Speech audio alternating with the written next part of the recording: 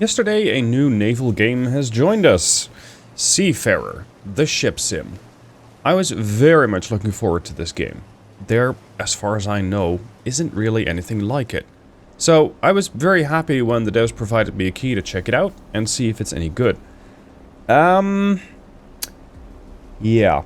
Right now, it's sitting on mixed reviews on Steam.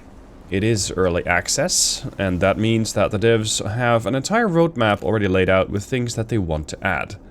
This, of course, also means that plenty of features aren't yet in the game. So what is in the game? Well, right now we have 6 different ships. You have a firefighting vessel, you have a couple of police vessels, or rather, vessels that can do policing, such as a RIB, but also a more dedicated police vessel. We have a tug, and we have a small-ish container ship. Those are the ships that you can all control. That is, if you have them unlocked. Because you don't just get them for free. You are going to have to work your way up. At the start of your adventure, your campaign if you will, you get one ship for free, you get to pick one. And it's either going to be a smallish cargo vessel or it's going to be a RIB. So those are your starter vessels, and that means you cannot do every job yet, because of course a RIB is not a particularly fantastic tug. It might be able to tow things in a pinch, but it's not really what it's there for. Right now, we are looking at early access, and that means that, for example, search and rescue, one of the things that I'm very much looking forward to, isn't there yet. Sadly not, but it is coming, at least scheduled for Q1 2026. Having had some disappointments with other titles, I'm thinking if it says Q1 2026, I'm banking it's going to be Q2 2026, if not Q3. I have very rarely had early access titles that actually delivered upon their timelines as well as they wanted to. Anyway, what is really good about this game? What's really good is that, as far as I know, there isn't really a game like it. You have some games that do parts of it. Stormworks, to an extent, comes to mind. Because Stormworks, yes, it allows you to do firefighting, it allows you to do search and rescue, it allows you to do container shipping, and it allows you to build your own ship on top of that. What it doesn't do very well, at least not according to me, is the whole mechanics, the whole naval interaction with the water. This game, I think, does that a little better. What I also like about this game is that we have a progression system. So you don't just get given all your ships, nope, you're gonna have to work for it. You will be able to also unlock upgrades for your ship. You can buy those as you get more missions done. You can also get crew members, and crew members can start executing tasks for you. Such as, for example, maneuvering your ship for you, so that you don't have to do everything yourself. Then again, I had a crew member operate my ship, and I was going, I'm not really sure if I can trust you with this vessel, as they almost ran into a wall. But hey, they managed to pull it back, so in that sense, for now, the crew are fine. Here's a contentious point. I think it looks pretty good. And I'm saying the word pretty with that because some people have been reporting that it looks really poorly on their systems. Performance has not been spectacular, and I have an example of that coming up later. There's also the ability to walk around on ships internal, so you can visit some parts of the ship, such as, depending on the size of the ship of course, it can be just the cabin, but it can also be everything up to the engineering room. The engine room. It can be parts of the bridge. It can be even some cabins or some offices, depending on what the ship has. Now, what I find lacking about the game so far is that at least the inspection missions, they're all very samey. Inspection missions have you pretty much do what you expect. You are taking your vessel, be it a RIB or other policing capable ship, over to a vessel that needs inspecting, and once you're there, you really only have to walk around on a ship, click on the logbooks, click on the oil filter or the oil check for a ship, and that's pretty much it. After that, you go up to the bridge, you talk to the captain says, oh wow, I'm lucky again, or I have nothing to hide, or something like that. It's always the same Irish voice actor, and you just go on, either inspecting your next ship, or the game says, ta-da, you're done.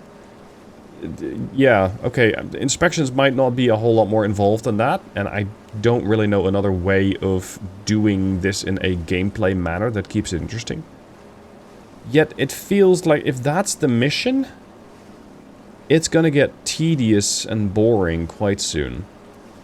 So I think that is something that would need, well, some form of adjusting or improving. Something else that I've noticed is that, and this is a bit weird for a ship simulator, you have WASD to control your ship. So with W you increase your throttle, with S you reduce it, with A you steer left, with D you steer right. But those actions aren't actually reflected in the cockpit. You don't actually see your throttle going up. Isn't that the least that we can expect from a game like this? It's a ship simulator. If I'm, well, tinkering with instruments, if I'm manipulating parts of the ship, I would expect to actually, you know, get a visual representation of ships, or at least parts of the ship being manipulated. The same thing can be said for the screens. On some of the screens, you have things going on, such as your radar, but also the engine status. The engine status absolutely does not change. You got the HUD on the right-hand side, on the bottom. That is basically the information that you're going to get. The information on the screens on your ship, at least currently, and yes, it is early access, currently it doesn't change. Which is quite sad, because, well, it kind of breaks the immersion, right?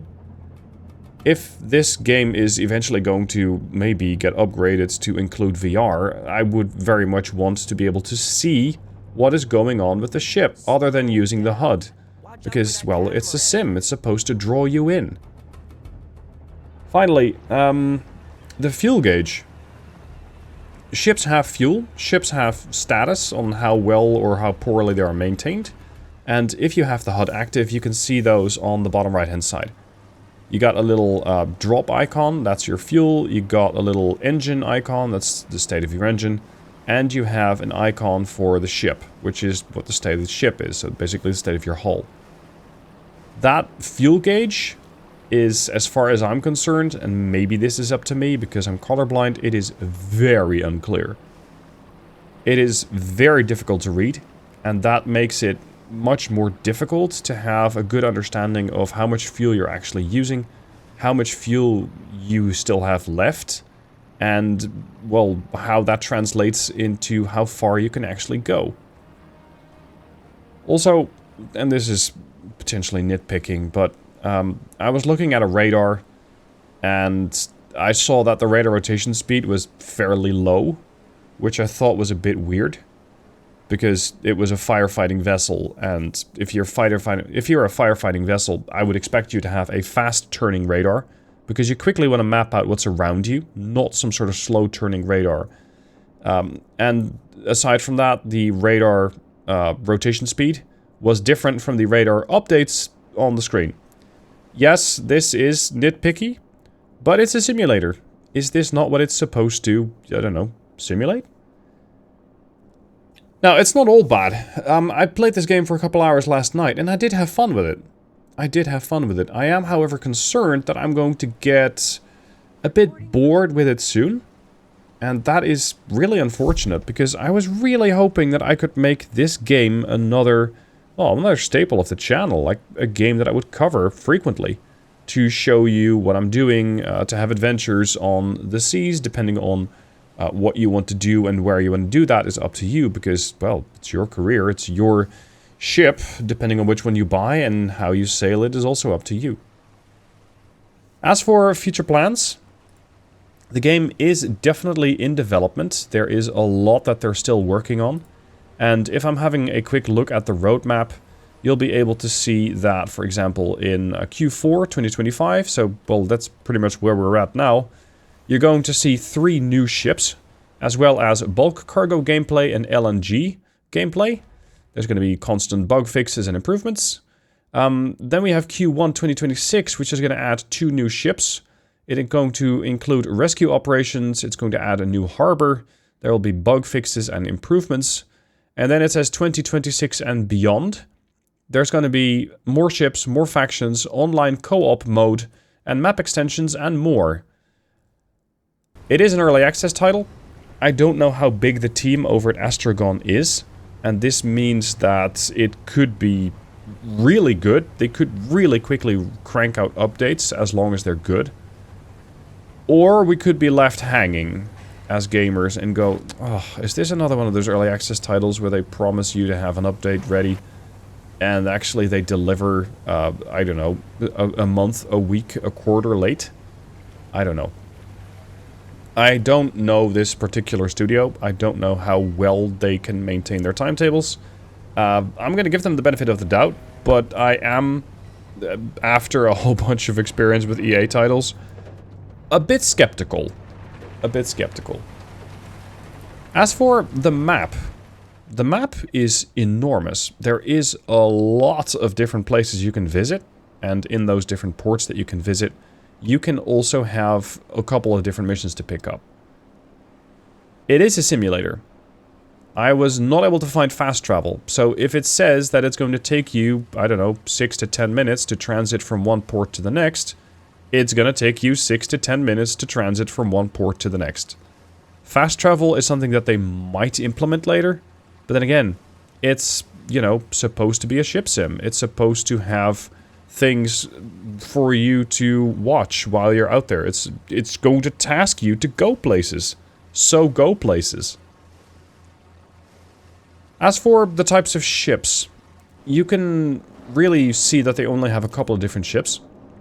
Whereas, for example, the other ships, it's all motorboats. All tugs, and for example, when you're inspecting, it's always one of the 6 types of ships that you can also control yourself. It's just the same ship every time. Which can get a bit samey. Yes, it's early access.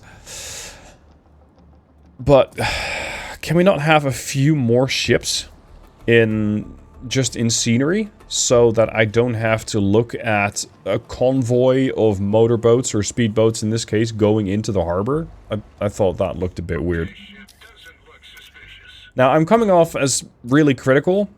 This is because I really want the game to do very well. This is, well, as far as I know, this is one of the only games in its kind. And that means that it's got a lot of potential. It's got my hopes up.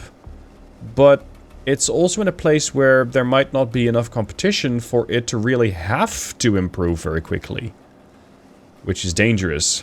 Because if you don't have to improve, and people can just go, well, take it or leave it. I don't know, Wargaming does this with World of Warships, for example. There isn't really anything else like it. So, you're free to play another game, or you're free to play the game that Wargaming, in this case, wants you to play with World of Warships. I'm really hoping Astragon isn't like that, and they're going to continue to improve the game. I don't know what sort of pressure they're under from a publisher. But, you know, that's all sort of the back channeling that we as gamers don't typically get access to.